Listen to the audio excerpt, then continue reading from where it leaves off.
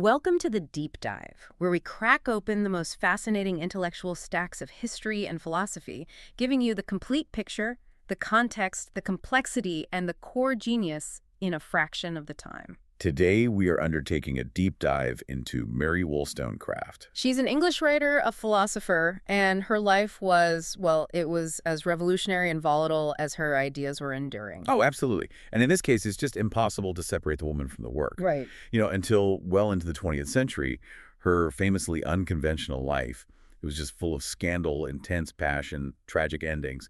It all tended to overshadow her actual contributions. And those contributions were huge. Immense. She is justly regarded as one of the founding feminist philosophers. Her pen wasn't just for writing. It was a weapon for radical social change. And that's our mission for you, the learner, today. We want to synthesize these two narratives.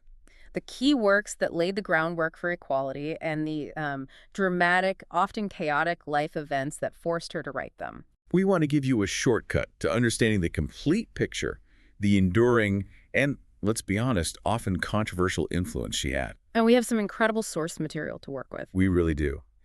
The conversation is going to center on three major works. First, the foundational text, A Vindication of the Rights of Woman from 1792. Of course, the big one. Then there's the explosive political pamphlet that came before it, A Vindication of the Rights of Men from 1790. And the third, and maybe surprisingly, her most popular book during her own lifetime, the travel narrative Letters, written in Sweden, Norway, and Denmark. It's amazing when you look at the sheer volume of material she produced in such a short career. It's staggering. I mean, novels, philosophical treatises, a history of the French Revolution, a conduct book, even a children's book. And her time as an author was so compressed because her life was, well, brutally brief. She died at the age of 38, just 11 days after giving birth to her second daughter. A daughter who would become an immortal literary figure herself. Mary Shelley, the author of Frankenstein. Right. It's a lineage that speaks to this incredible intellectual power that continued despite, or maybe, because of, all this personal tragedy. And the sources show us that this intellectual power was absolutely forged in fire. Okay, let's unpack this. Starting with the volatile environment that produced such a revolutionary thinker. Mary Wollstonecraft was born on April 27, 1759, in Spitalfields, London. And we tend to think of philosophers as these products of, stability and higher education. But her reality was the complete opposite. It was defined by constant flux, financial insecurity. She was the second of 7 children, and her early life was just dictated by her father's profound ongoing failure. And this wasn't just a case of the family being poor, right? The sources say they started out with a comfortable income. Precisely.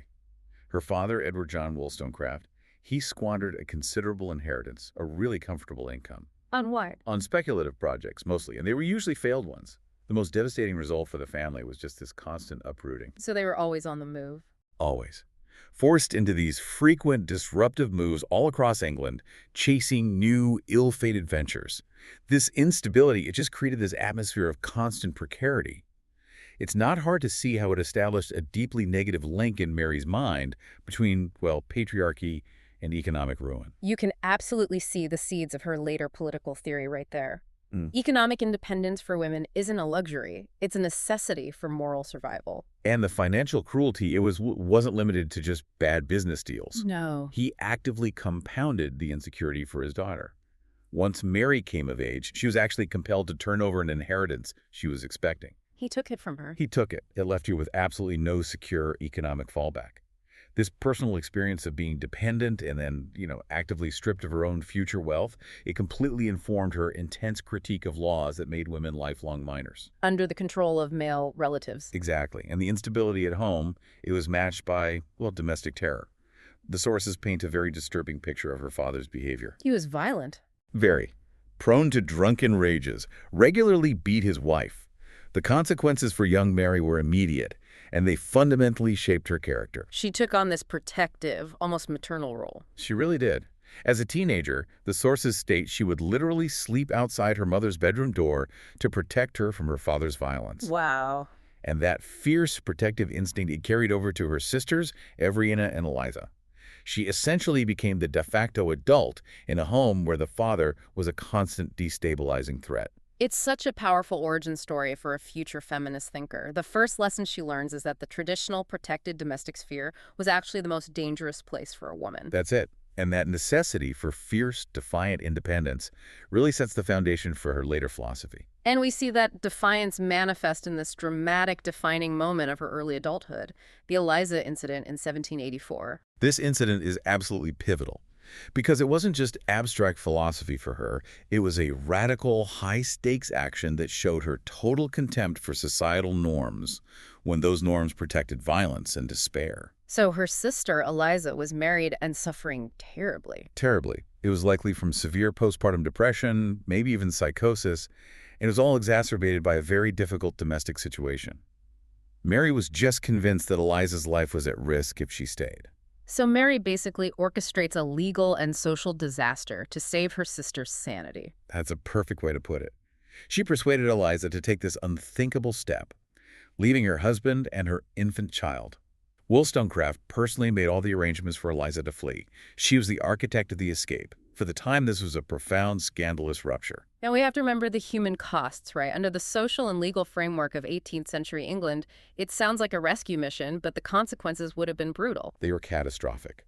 Eliza faced intense, immediate social condemnation. Divorce was prohibitively expensive, almost impossible for most people. So she was left in this state of permanent, non-marital status. She couldn't remarry. Couldn't remarry, lost all rights to her property, and was essentially doomed to a life of poverty and hard labor.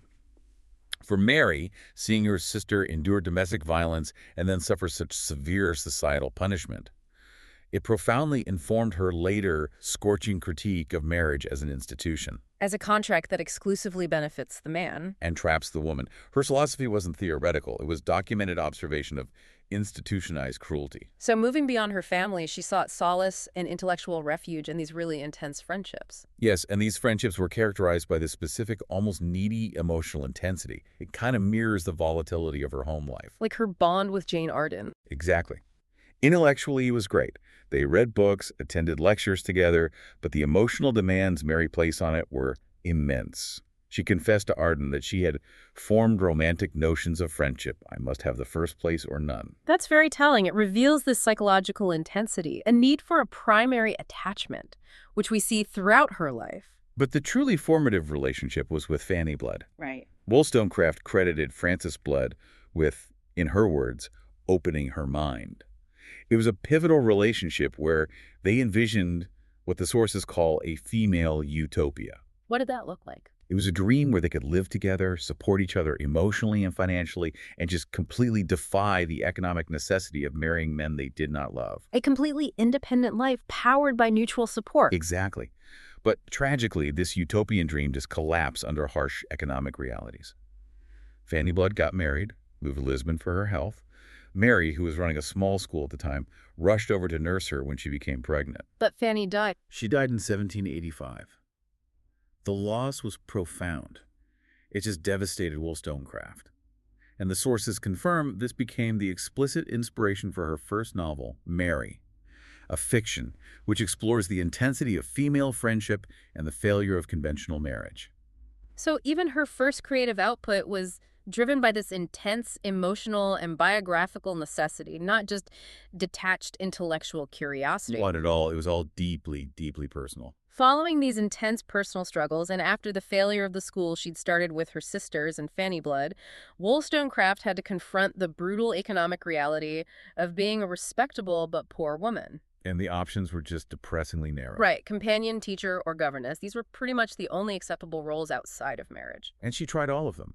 She briefly worked as a lady's companion, a job she absolutely detested. She called it tedious and demeaning. And she'd later use that experience in her arguments. Yes, she drew on it to argue in her conduct book just how humiliating and uninspiring these limited options were for educated women.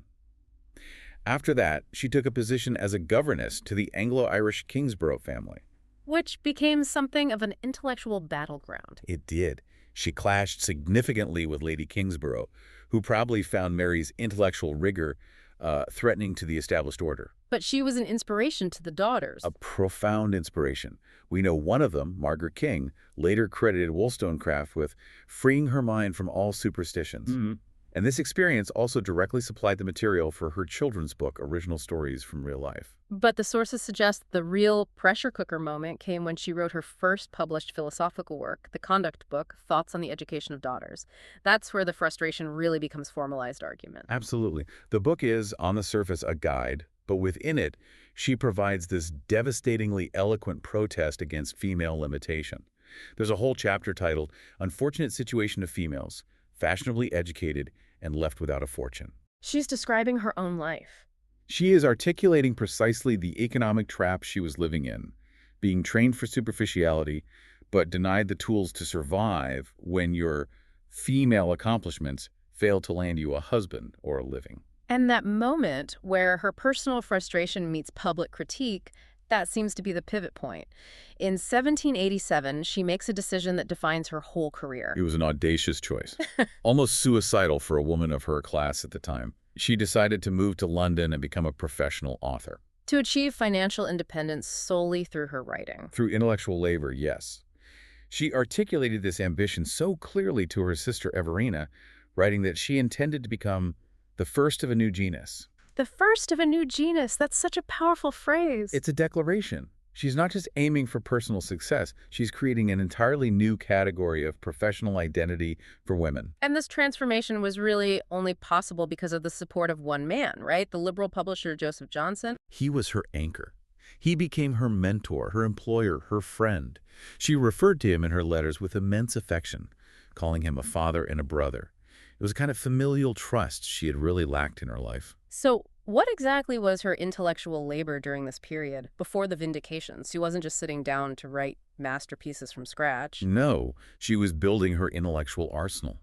Johnson hired her to translate French and German texts, which forced her to engage rigorously with major continental thinkers. Like who? For instance, she translated Jacques Necker's Of the Importance of Religious Opinions and Christian Gotthilf Salzmann's Elements of Morality. This work exposed her to all this diverse European thought on religion, morality, and education, which deeply informed her later work. And crucially, she was also reviewing novels for Johnson's influential periodical, The Analytical Review. This was indispensable training for her. Reviewing novels, especially the popular conduct literature and sentimental fiction of the day, it allowed her to systematically dissect and critique the very literature that she believed was corrupting women's minds. So she was getting first-hand knowledge of the culture she was fighting against. Hundreds of examples of the excessive sensibility she would later condemn. And it was at Johnson's famous intellectual dinners that she met the most radical minds of the time. People like Thomas Paine, author of Rights of Man, and eventually her future husband, William Godwin. Johnson's dinners were the epicenter of radical dissent in London. She was immersed in the debates defining the era: republicanism, skepticism, social reform. And her first meeting with William Godwin is a classic story because it was so, well, volatile. It was. Godwin came hoping to hear Thomas Paine speak, but Wollstonecraft just dominated the conversation. How did she manage to assail the leading philosopher of the era? The report is that she just disagreed with him on virtually every subject, monopolized the conversation to the point that Godwin was deeply frustrated and disappointed. It really illustrates her argumentative style. She didn't defer to reputation or gender. Not at all. She was intensely rational, aggressive in debate.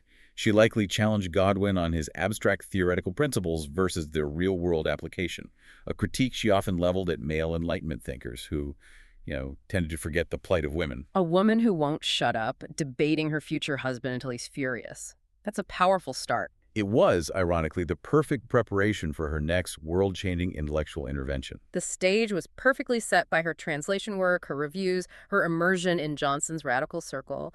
And the first result of all this was a Vindication of the Rights of Men in 1790. And this wasn't a slow, scholarly release. It was, as you said, a political hand grenade. The context here is everything. This was a direct, immediate, and fiery rebuttal to Edmund Burke's huge conservative manifesto, Reflections on the Revolution in France. Burke's Reflections came out in early November 1790.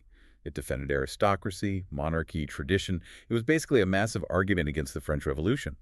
Wollstonecraft found his conservatism morally reprehensible and his language just manipulative. So she wrote her rebuttal in a matter of weeks. Weeks. She got it published anonymously on November 29th. And it made her famous overnight. When her name was revealed in the second edition, just a few weeks later, she was suddenly a major intellectual player. What made her critique of Burke so devastating? It wasn't just a political disagreement. It was a rhetorical takedown. Burke had gone on and on with this theatrical pity for Queen Marie Antoinette, describing her as a vision of beauty and elegance. And he used that language to condemn the revolutionaries. Yes, he called the women who marched on Versailles furies from hell. And she flipped that aristocratic script entirely, didn't she? Completely. Wollstonecraft accused Burke of prioritizing superficial appearance and sentimental feeling over justice and reason. She defended the marching women not as furies, but as ordinary, uneducated housewives who were desperate and angry because they lacked bread for their children. She reframed their passion as righteous economic fury, not madness. And the most profound intellectual strategy was how she used Burke's own aesthetic terminology against him. This idea of the sublime versus the beautiful. This is where she truly earns her title as a philosopher. Burke had associated the sublime with masculine qualities, strength, grandeur, terror, and the beautiful, with feminine weakness, softness, superficial charm. And she turned that on its head. She argued that Burke's sentimental, flowing language, his excessive descriptions of royal beauty, actually turned his own readers into weak women swayed by show, because it appealed to their senses, not their intellect. So she's basically arguing that Burke's conservatism was aesthetically effeminate and therefore irrational and weak. Exactly. She stripped the nobility of their moral and intellectual authority. Her political argument was fundamentally an attack on aristocracy and a defense of middle-class virtue. She argued that true virtue rationality industry resided in the middle classes. And she contrasted that with the vice-ridden aristocratic code. She positioned reason against tradition, showing the danger of relying purely on ancestral custom. She did this brilliantly. She pointed out the logical conclusion of Burke's argument. If tradition is the only virtue, then it would logically endorse the continuation of slavery simply because it was an ancestral custom. It's a killing argument. It is. And her argument for natural, universal rights, founded on reason, provided the perfect intellectual groundwork for her next major work. She had established inequality as the enemy. Now she turned that focus toward the most pervasive inequality she knew: gender. Which brings us to the monumental work, 2 years later, of Vindication of the Rights of Woman. This is arguably the foundational text of liberal feminism. What's the core, non-negotiable thesis? The core thesis is a radical declaration. Women are not naturally or biologically inferior to men. They only appear so because they are systematically denied a rational education and are conditioned by society to be weak. So she's calling for a sweeping social reform. A total overhaul, where both sexes would be treated as rational beings, capable of moral and intellectual self-governance. And this required a wholesale attack on the literature and the philosophical figures who perpetuated this conditioning. Oh, she went after everyone.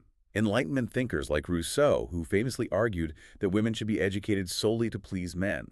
And she just skewered the popular conduct literature of the time, the manuals by writers like James Fordyce and John Gregory. The ones that instructed women on how to be charming and delicate. Exactly.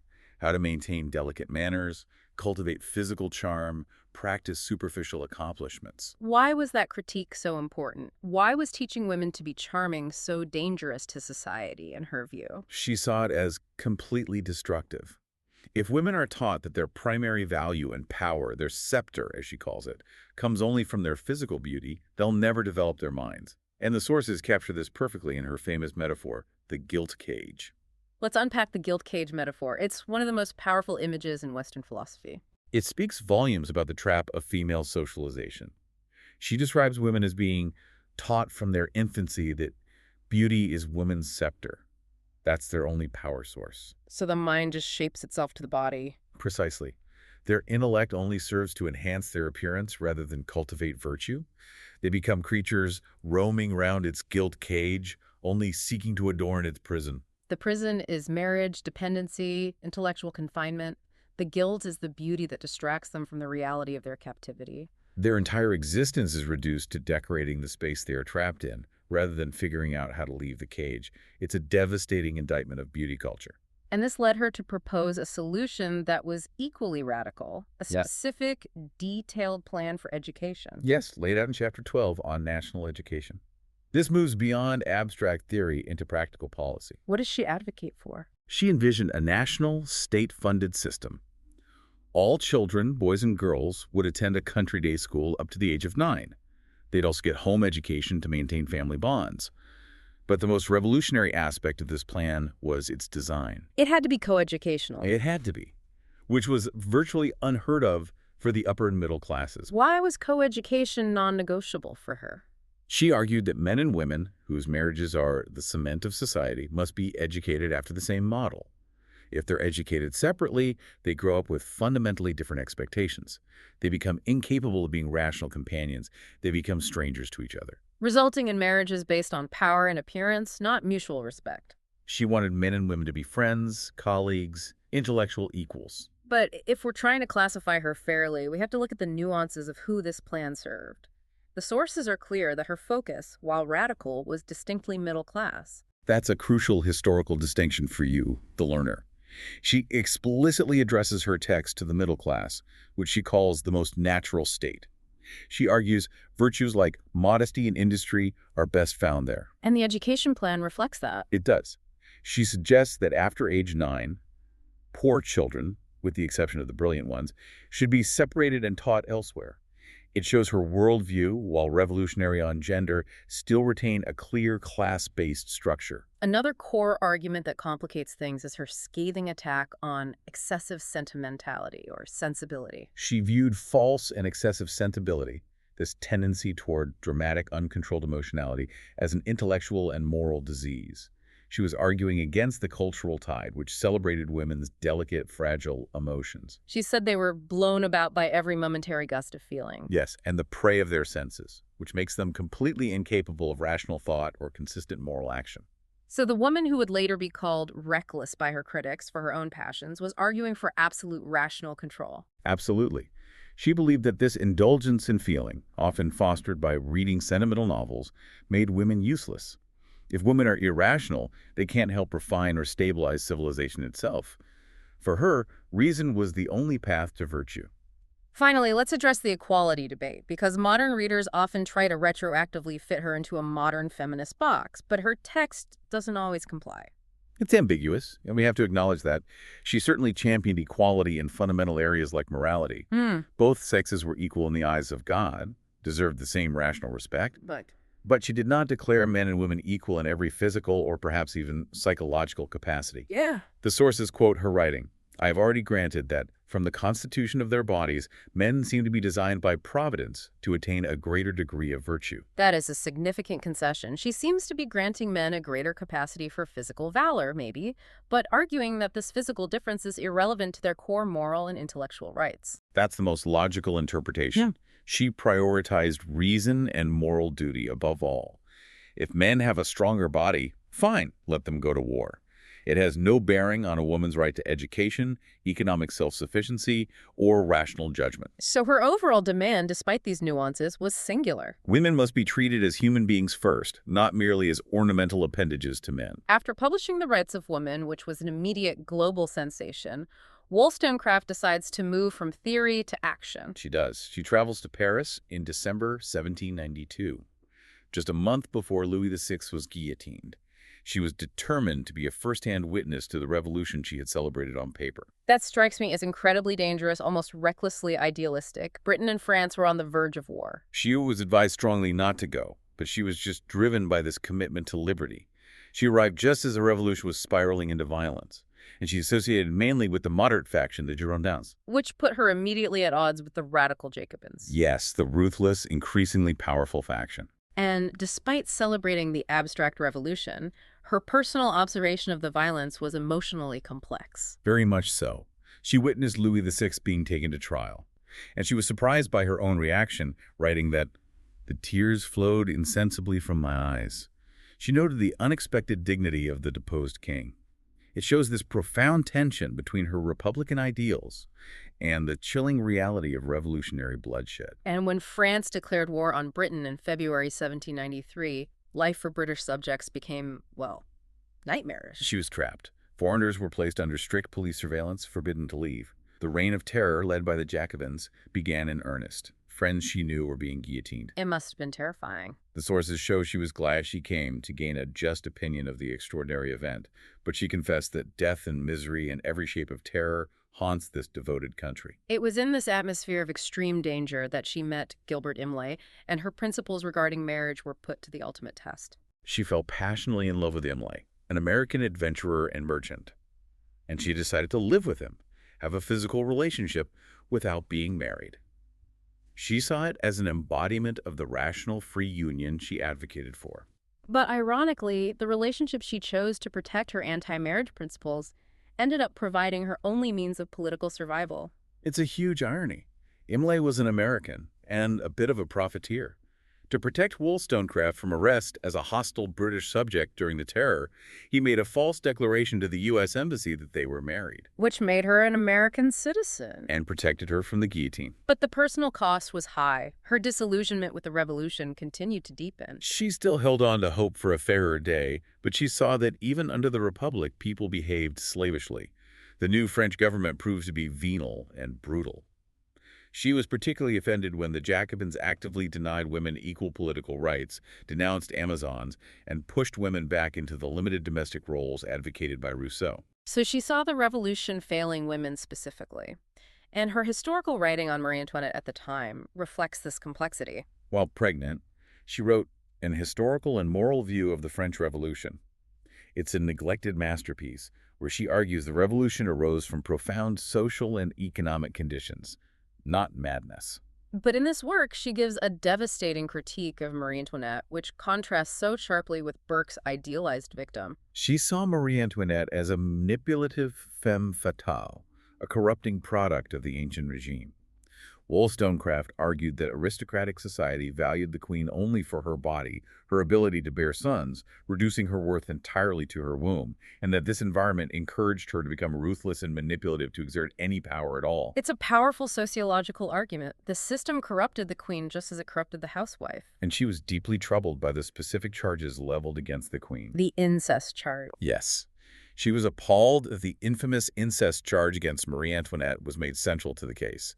Wollstonecraft argued this focus on sexual perversion was degrading and a cynical use of misogyny to condemn a political enemy. It showed her the new republic could be just as morally depraved as the monarchy it replaced.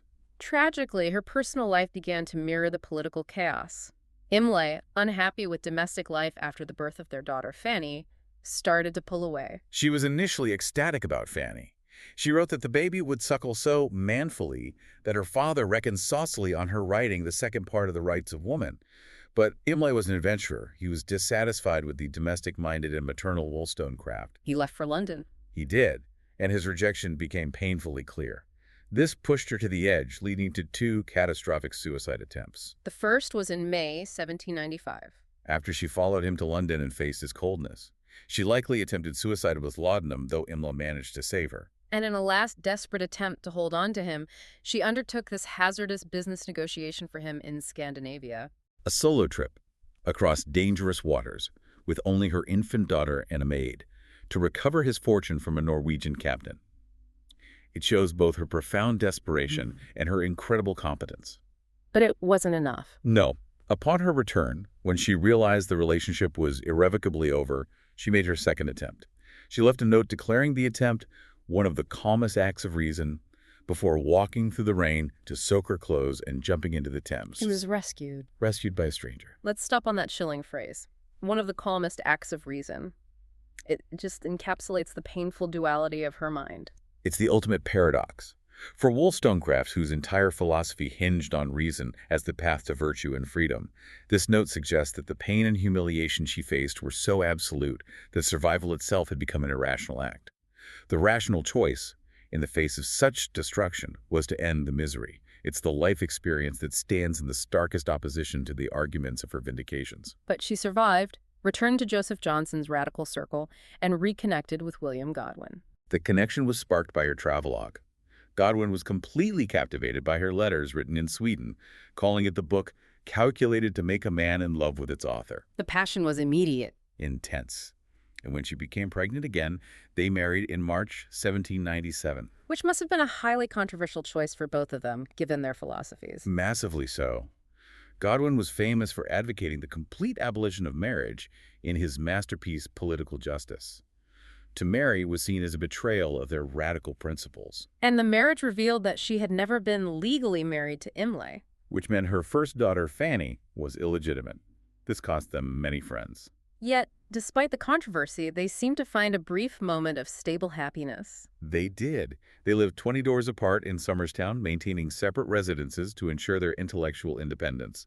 It was a stable, content period, but devastatingly short. Because in August 1797, she gave birth to her second daughter, Mary, who would become Mary Shelley. Yes. Tragically, she died just 11 days later from septicemia, or childbed fever. It was a common, brutal fate caused by an infected piece of placenta. She died, ironically, while finally experiencing the stable, rational domesticity she had fought for.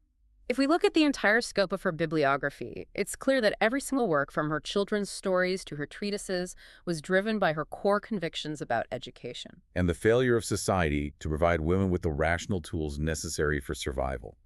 Her early educational works, like Thoughts on the Education of Daughters, reflected this emerging middle-class ethos that valued self-discipline and frugality. She was deeply influenced by John Locke, but she added her own spin. She did.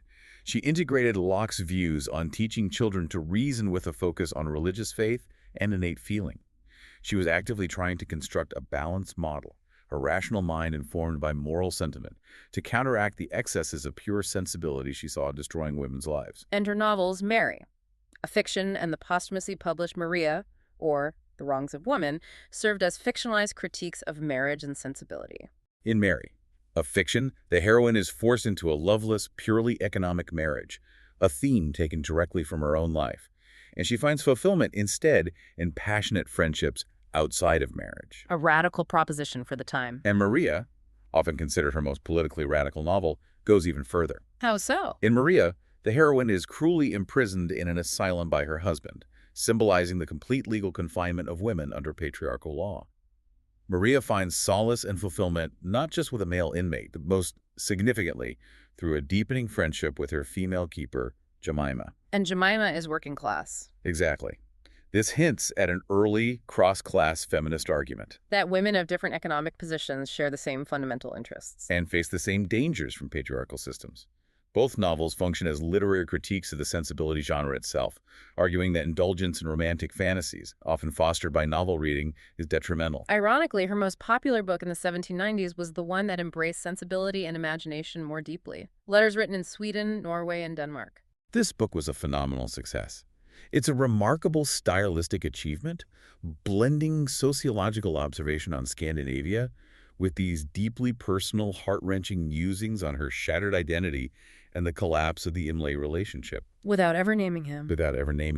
It sounds like the rational philosopher gave way to the tormented romantic poet. She used the rhetoric of the sublime, the overwhelming beauty and terror of nature to explore her own suffering. Precisely. In this work, she gave far greater value to the imagination than she had in her earlier, purely rational treatises. She contrasted the imaginative connection to nature with the commercial, mercenary attitude, a clear, veiled jab at Imlay. And the influence of this shift was immense, particularly on the Romantic generation. The book was universally praised. It was highly influential on major Romantic poets, including Wordsworth and Coleridge. And as we noted, Godwin himself confessed it was the book that made him fall in love with her. She had finally achieved, through vulnerability, the intellectual and emotional connection she craved. But this brief moment of critical acclaim and marital happiness was brutally short-circuited by the man who loved her most. We have to discuss the catastrophic effect of William Godwin's memoirs. Godwin published his memoirs of the author of the Vindication of the Rights of Woman in January 1798, just months after her death. His intention was to portray his wife with love and sincere transparency. Based on his philosophical belief in complete honesty. He revealed everything. And by revealing everything, her illegitimate children, her love affairs, her 2 public suicide attempts, he inadvertently destroyed her reputation for nearly a century. The effect was instant and catastrophic. The public was scandalized. The poet Robert Southey accused Godwin of the want of all feeling in stripping his dead wife naked. She was immediately satirized. Most famously in Richard Polwell's misogynistic poem, The Unsexed Females. She was openly portrayed in novels as a morally depraved, dangerous figure, like the freakish Harriet Freak in Maria Edgeworth's Belinda. So she became synonymous with moral degradation and dangerous radicalism. For polite 19th century society, she was essentially unmentionable. Her books were censored, ignored, actively suppressed. Yet the sources show us her work didn't entirely vanish. Its influence became subtle, covert, working through the intellectual underground. We see this influence popping up in unexpected places, especially among women writers of the next generation, like Jane Austen. Absolutely. Though Austen could never openly endorse the disgraced Wollstonecraft, literary scholars point to positive allusions. For instance, Elizabeth Bennet's sarcastic remarks in Pride and Prejudice about superficial female accomplishments are almost direct echoes of Wollstonecraft's condemnation. The theme of balancing sense and sensibility. It's deeply indebted to the intellectual problem Wollstonecraft framed. Her philosophy was permeating the very intellectual air women breathed, even when she was publicly scorned. And the true revival was led by activists who needed a foremother for their struggle. The American movement was key. Activists Lucretia Mott and Elizabeth Cady Stanton bonded over reading Wollstonecraft. They were directly inspired by her vision to call the foundational 1848 Seneca Falls Convention the birthplace of the organized women's rights movement in the United States. But the formal rehabilitation in England really took hold at the turn of the 20th century. With the suffrage movement, yes. The suffragists needed an intellectual tradition. In 1892, Millicent Garrett Fawcett, one of the foremost leaders of the movement, wrote the introduction to the centenary edition of Rights of Woman. It was a deliberate, formal effort to cleanse her memory, claiming her as the intellectual foremother of their struggle. And since then, she has been embraced by every subsequent feminist wave. From Virginia Woolf, who wrote about her experiments in living, to modern political philosophers. The Nobel laureate Amartya Sen uses her ideas repeatedly in his work on global justice. Contemporary figures like Ayaan Hirsi Ali and writers like Caitlin Moran all cite her influence. She is no longer just a figure of feminist history. She is a global political philosopher. And her continued relevance was perfectly demonstrated by the controversy surrounding her commemorative sculpture in 2020. The sculpture by Maggie Hambling in Newington Green sparked massive debate. Many felt it was highly inappropriate because it was a symbolic, nude depiction rather than a lifelike one. Critics argued it diminished the gravity of her intellectual achievements, playing right back into the very notion of women's value being tied to the body. Which is exactly what Wollstonecraft fought so hard against. But that controversy itself proves the point. She remains a dynamic, active, and disputed figure in cultural debates today. So what we have seen today is Mary Wollstonecraft moving from this childhood defined by financial precarity and domestic violence to becoming truly the first of a new genus. A writer whose life was the source material for her political vision. She wielded pamphlets as weapons with a vindication of the rights of men and permanently changed the discourse on gender and education with a vindication of the rights of women. What's truly fascinating here is the stark contrast between the intellectual ideal she promoted, rationality, control, reason over sensibility, and the volatile, passionate, and often reckless life she lived. I'm still struggling to reconcile the Lockean rationalist with the woman who tried to drown herself twice. And it suggests that for her, the drive for intellectual freedom and the desire for emotional fulfillment were just inextricably linked. Her philosophy was her attempt to rationalize a world that was constantly threatening to destroy her through irrational forces. Her life was an intense testing ground for her principles. And sometimes the principles failed the test. So what does this all mean? It means understanding her life is absolutely crucial to understanding her work. She was a writer whose personal experiments in living, as Virginia Woolf called them, were just as radical and often as catastrophic as her philosophy was for the society she sought to reform. Her demand for women to be rational was a necessary defense against a world that perpetually sought to confine them through sentimentality or dependency. Here's a final provocative thought for you, the learner, as you mull over her legacy. The source material confirms that her husband, William Godwin, fell in love with her entirely by reading her letters written in Sweden, Norway, and Denmark, a book written out of deep sorrow and humiliation following Imlay's rejection. So if her most politically influential book was written from a place of cold, rational argument, Consider this. Was her greatest rhetorical power achieved not when arguing purely through reason, but when blending that raw, passionate sensibility with profound political reflection? Did the pain unlock a deeper form of persuasive genius? We encourage you to seek out those sources and explore the full, beautiful, and devastating complexity of Mary Wollstonecraft for yourself. That is all the time we have for this deep dive. Thank you for joining us. We'll see you next time.